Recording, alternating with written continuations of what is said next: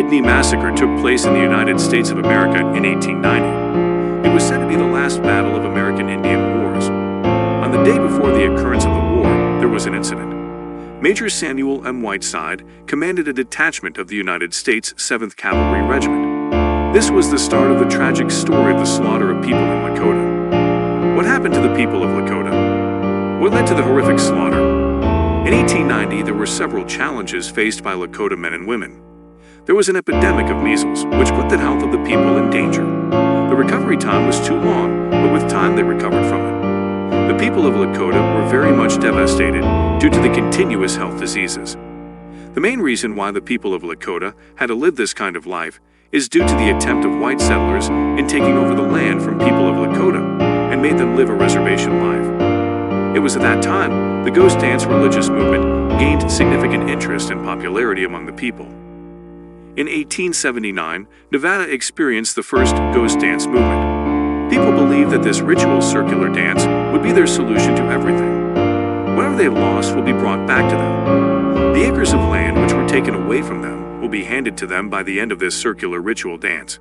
They strongly believe that a cataclysm will eradicate and destroy the colonists. In the utopian future, the white colonists of the United States of America will face the end of the colonialism they practiced on the people of Lakota. By the winter, a massive amount of support was received from the people of Lakota for this messianic movement. They also thought that they could protect themselves from danger by wearing white muslin shirts. It has the power to even repel bullets. No one of them questioned their beliefs and blindly followed what they thought was right. A lot of good things were happening in their lives. They related everything to the new religion. They thought that all these transitions were offered to them by the new religion.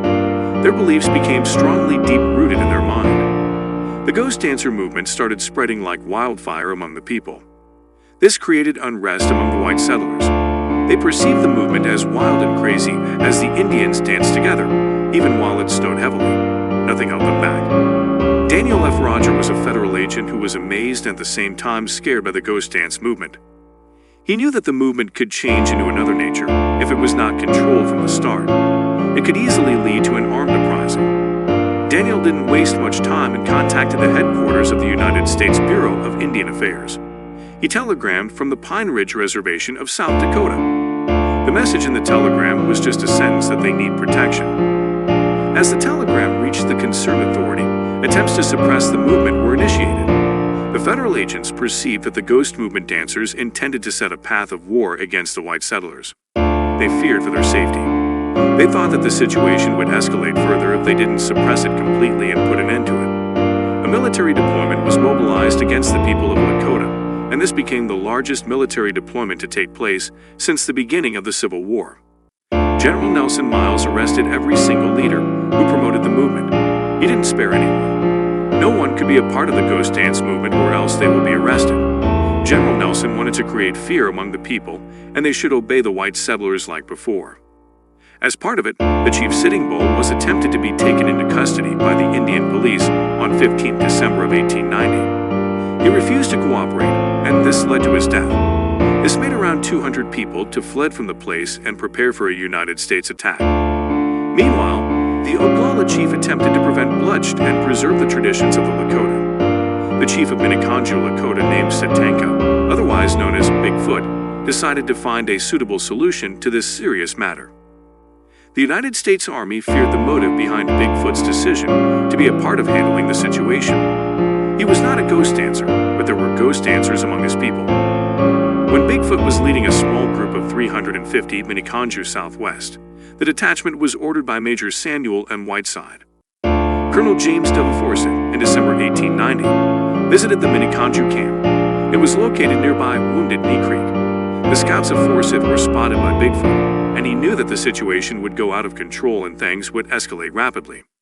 He decided to surrender to them without a fight. The weapon notification began with the order of Forsyth. The Minneconjou had to obey the orders and surrender every single one of their weapons.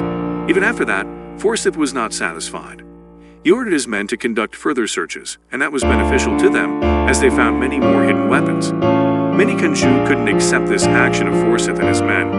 They felt angry towards them. There was a man named Sit Straight who wanted to provoke Forsyth. He started dancing as he thought that they cannot attack him. The ghost dance would protect him. He continued dancing by wearing his ghost shirt. Meanwhile, there was another man, Black Coyote, who was deaf. He didn't give up his weapon, and in an attempt to get it from him, the weapon went off. The situation went out of hand and the 7th Cavalry had to fire. Many Kanju had no weapons to fight back as they surrendered most of their weapons, and the shooting was not even expected.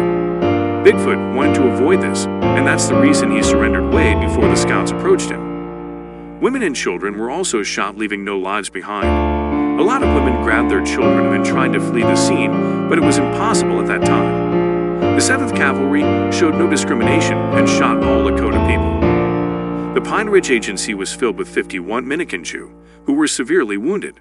It was Forsyth who ordered his men to take them there. A massive amount of Lakota people fled the area as they thought they would be attacked soon after this. Some of them tried to come after the 7th Cavalry, and troops had to suppress the resistance of the people through heavy force. A few Lakota men reached the place of the massacre and tried to save the remaining lives who were injured. Cemetery Hill is the name of the place where around 120 Lakota people were shot and buried. Some corpses didn't even have clothes on them. Around 300 people were killed in the massacre. The most shocking fact is that more than half of them were not men. They were women and children who didn't even have weapons. U.S. soldiers also died in the massacre. Around 25 of them died. There was an attempt from BIA to turn this massacre into a battle, but they failed to turn the story. Many shreds of evidence led the people to believe it was a massacre. There was the confiscation of weapons. Most of the Lakota people were unarmed. Some eyewitnesses saw the massacre and how the Dakota people surrendered way before the firing. It became clear to everyone that it was the U.S. Army who shot at them, and not the Lakota people. The number of weapons, the Army had outnumbered the number of weapons the people of Lakota had. Many said that this atrocity was executed by the 7th Cavalry as a retaliation for the humiliation and disappointment they faced at the Little Bighorn. Some people still say that the firing was accidental and a complete mistake. The U.S. Army didn't mean to kill all these people. They were fired due to provocation from the Minikanju. The most shocking incident was that there was no disciplinary action against Forsyth, who led his men to commit this atrocity against the people of Dakota. He received his old position back and went in with his life. He washed off the blood on his hands and moved on with his duty. The Congress Medal of Honor was received by the 20 cavalrymen. This marked the end of the Wounded Knee Massacre. Many people died in this massacre, and it became the last conflict between the United States and the Indians, which was armed. People still talk about this unfortunate event, and many express their take on it. The slaughter took place in Wounded Knee Creek, and that's how the massacre is known as Wounded Knee Massacre.